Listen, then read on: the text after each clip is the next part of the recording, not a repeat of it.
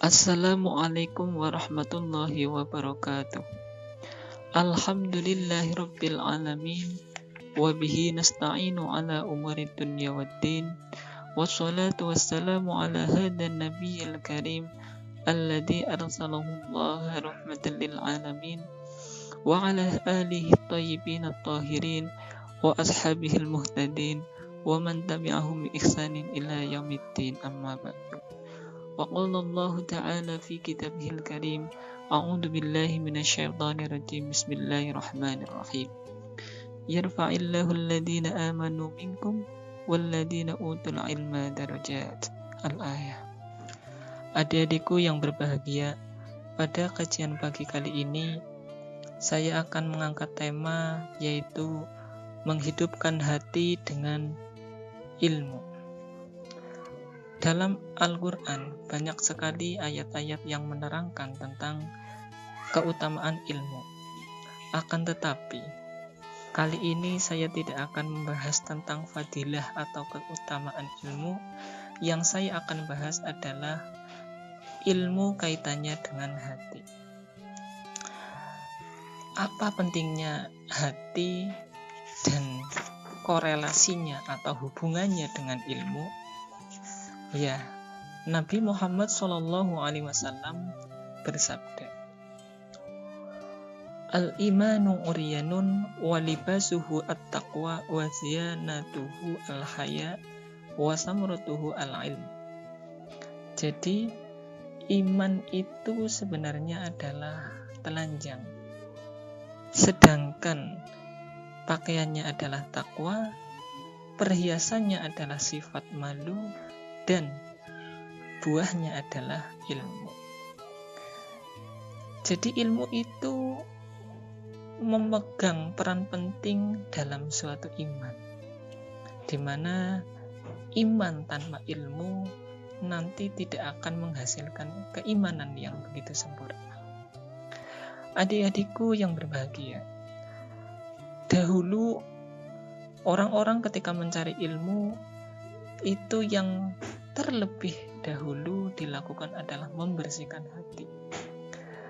Ada sebuah riwayat atau cerita. Dulu ketika Kiai Haji Abdul Karim atau sering dikenal dengan Mbah Manap, pendiri pondok pesantren besar di Jawa Timur, yaitu pondok pesantren Lirboyo.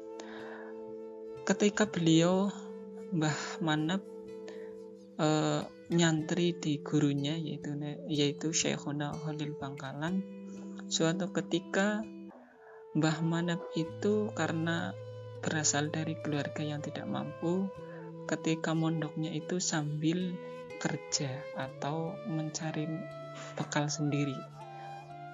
Suatu ketika Mbah Manap itu pulang dari menuai padi atau menjadi buruh tani di salah satu perkampungan warga.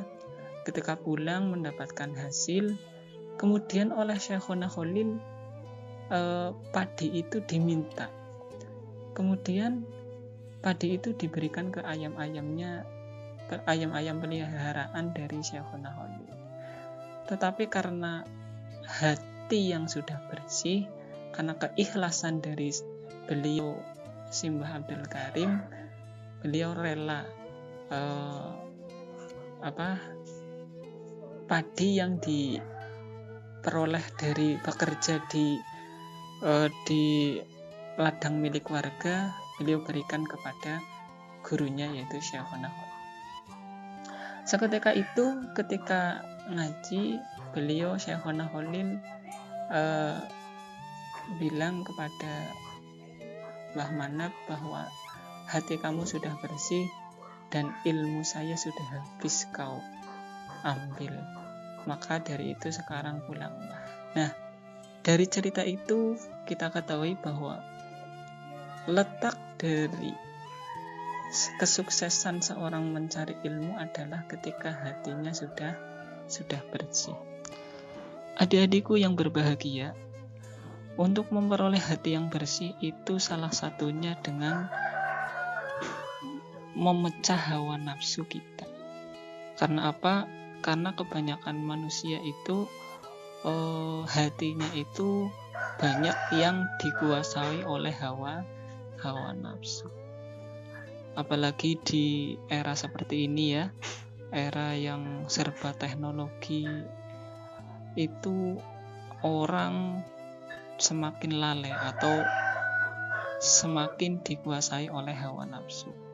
Banyak di antara kita yang hari-harinya itu waktunya habis dipakai untuk bermain gadget, bermain ponsel, game online, dan lain sebagainya.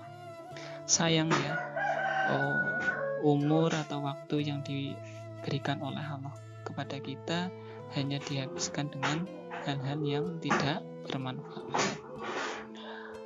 Lah, oleh sebab itu mengapa kita ya banyak yang kesulitan dalam memperoleh ilmu atau mencari ilmu?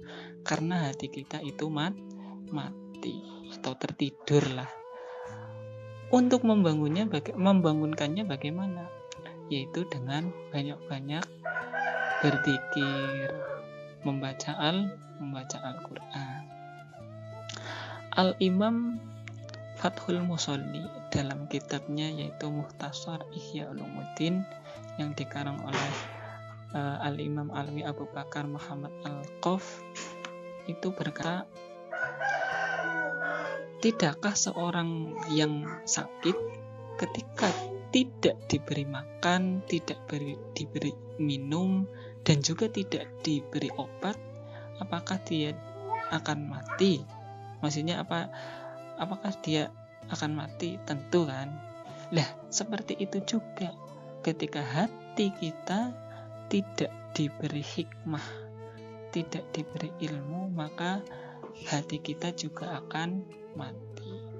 Maka oleh sebab itu, melalui momentum bulan puasa ini, kita hidupkan hati-hati kita yang sudah lama terlelap tidur atau mati. Kita hidupkan dengan banyak berzikir, banyak membaca Al-Quran, banyak sholat malam, melakukan ibadah-ibadah sunnah, dan yang tidak kalah pentingnya yaitu ngaji atau mencari ilmu agama.